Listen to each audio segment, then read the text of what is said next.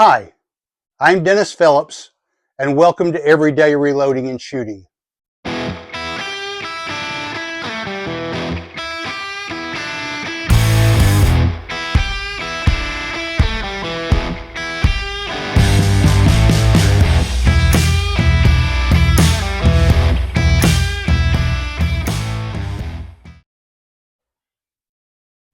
right, welcome back. Once again, I'm at the Georgia Gun Club's 100-yard indoor rifle range, and today I'm changing it up. I'm shooting something a little bit different. I have some 53 and some 55 grain VMAX bullets. As you can see from the picture here on your right, the 53 grain bullet is a boat tail bullet, whereas the 55 grain is a flat bottom bullet. I had read somewhere that these flat base bullets perform really well, so we're going to find out and see. Today I'm shooting a Vita Viore N133 powder, which is a very fast burning powder. In fact, it's the fastest burning of any powder that I have. So we will see how this performs. They say the faster powders work well with the lighter bullet weights, so we're about to find out. So as always, you're welcome to enjoy the music while I fast forward through my shooting, or you can skip forward to the results that follow, shooting at 100 yards.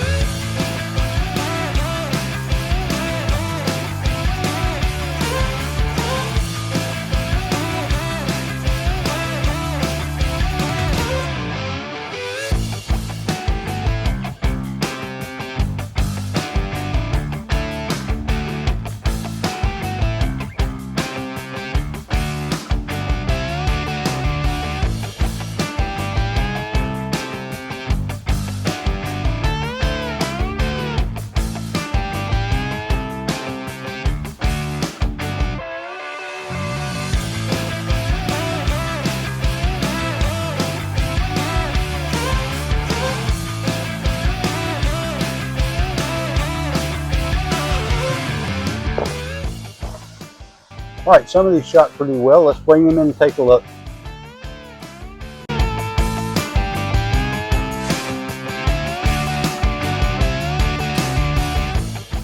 All right,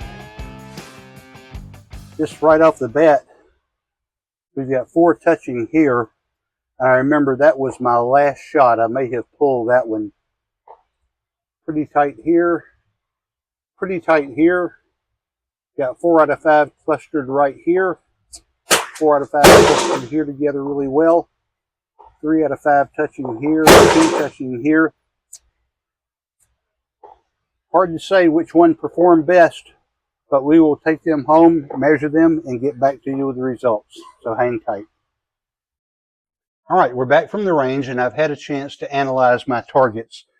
As mentioned, we are comparing 2 bullets, the 53 grain VMAX and the 55 grain VMAX, and here's a picture. You saw this earlier. The 55 grain VMAX is a flat base bullet versus the 53 grain VMAX, which is a boat tail. And so I decided to compare those two to see which one would perform the best. They're both very similar in terms of weight, so I did a comparison using 5 different charge weights for both bullets. I shot at 22.2, 22.4, 0.6, 0.8, and 23 grains of Vita Viore N133 powder. It's number 89 out of 175 on the Hornady burn rate chart. So it's a very fast burning powder, which typically would work well with lighter bullets. So I expected it to work well here, and it seems to have performed pretty well.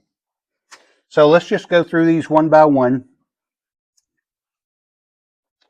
At 22.2 grains, we're shooting the 53 grain VMAX, and we've got a group size of 0.64 inches. This should be producing, according to the manual, 3,100 feet per second in velocity, but we were well below that with an average velocity of 2,858 feet per second and a standard deviation of 18.2. We had a group size of 0.64 inches and a mean radius of 0.25. And anytime you get a mean radius under 3, you've got a pretty good group going on there. When we jump down to the 55 VMAX, not sure which one of these performed better. I think the 55 VMAX may have performed a little better because even though it's got a group size of 0.76, it's got a tighter mean radius of 0.24 because you see these four shots that are all clustered together and one off to the side here. When you average the distance of all of these from the average point of impact, you've got a mean radius of 0.24. So that is the lowest mean radius of any of the groups that we shot today. So that's one where I would want to focus. Going on to 22.4 grains of powder with the 53 VMAX, we had our best group of the day, which was 0.6 inches, and it had a mean radius of 0.27. Had an average velocity of 2911 and a standard deviation of 19.2. When you jump down to the 55 VMAX, we had a group size of 0.86 inches with a mean radius of 0.36. We had an average velocity of 2866 and a standard deviation of 14.9. When you go to 22.6 grains of powder, I accidentally put 6 shots into that one. So one of those rounds was actually a 55 VMAX. So on that group, we had a group size of 0.69 inches with a mean radius of 0.26, an average velocity of 2913, and a standard deviation of 28.7.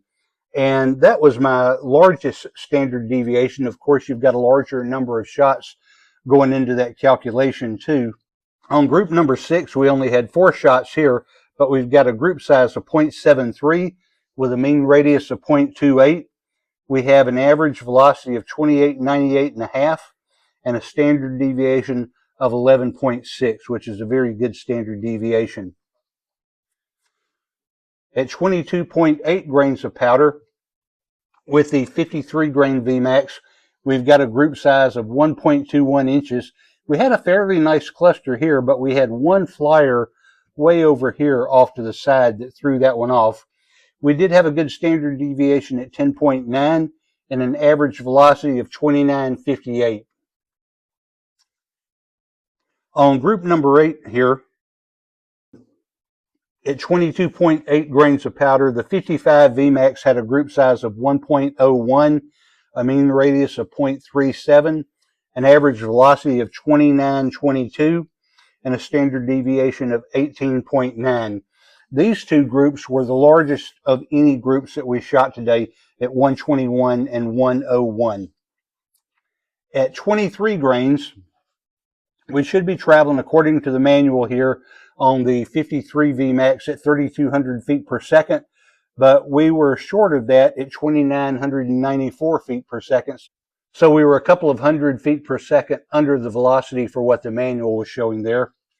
We had a group size of 0.86 inches, a decent mean radius at 0.26, average velocity of 2995, and a standard deviation of 17.1. If you jump down to the 55 VMAX, we had our best standard deviation of the day here at 8.2 feet per second. We had a group size of 0.82 and a mean radius of 0.29, an average velocity of 2947. This one should have been traveling at 3,140 feet per second according to the manual, but again, we were a couple of hundred feet below that at 2947. If you look at these based on charge weight and you average the group size based on charge weight, this first group at 22.2 grains had the best average between the 55 and the 53 VMAX of 0.70 inches. At 22.4, we had an average group size of 0.73. At 22.6, 0.71. 22.8 again was our largest at 1.11, and 23 grains was at 0.84 inches. So 8 out of 10 of these groups were under an inch. One of them was 1.01 inches, and we had another one at 1.21 inches. I also looked at the average standard deviation on these. At the 22.2 grains, the average standard deviation was 15.6. At 22.4, it was 17. At 22.6, it was 20.2. At 28, it's 14.9. At 23, we had the lowest standard deviation average of 12.7. If you look at the row, if you check out the group size average just based on the bullet, the 55 VMAX had an average group size of 0.8 inches and an average mean radius of 0.28. The 55 VMAX had an average group size of 0.84 and an average mean radius of 0.31. So it looks like the 53 VMAX here with the boat tail has the advantage here. I look here at what I consider to be my two best groups. And if you look at group 2, we had a group size of 0.76, but we had a mean radius of 0.24. That's our best mean radius of any of the groups that we shot. And of course, a radius is half of a circle, so if you double that, that gives you an average group size of 0.48. So under a half inch there on the average group size. With the 53 VMAX, target number 3 was our best performer there because that gave us our best group size at 0.6 inches, and we still had a mean radius of 0.27. So that one shot really well also. Although neither of these had our best standard deviation. Our best standard deviation was over here, group number 10 at 8.2 feet per second, but it had just a so-so group size of 0.82 inches. So anyway, what I think I'm going to do here is I'm going to come back and focus on group number 2 and group number 3 here with the 55 VMAX at 22.2 grains. That is the lowest charge weight, but we've got a velocity of 2,822 feet per second. So I think we're good on velocity there. And also at 22.4, we had a group size of 0.60. So what I think I'm going to do is I'm going to do a comparison of those two. I'm going to do a 20-shot group with the 55 VMAX at 22.2 grains, and I'm going to do a 20-shot group of the 53 VMAX at 22.4 grains, and we'll see how those compare. All right, so these are my results for today. I hope you found this information helpful. I hope you will stay tuned for the follow-up here where we shoot the two 20-shot groups at these different charge weights. If you have any thoughts, ideas, suggestions, questions, please leave those in the comments below. I try to interact with everybody that comments. I hope you will like, share, and subscribe. And as always, thanks for watching.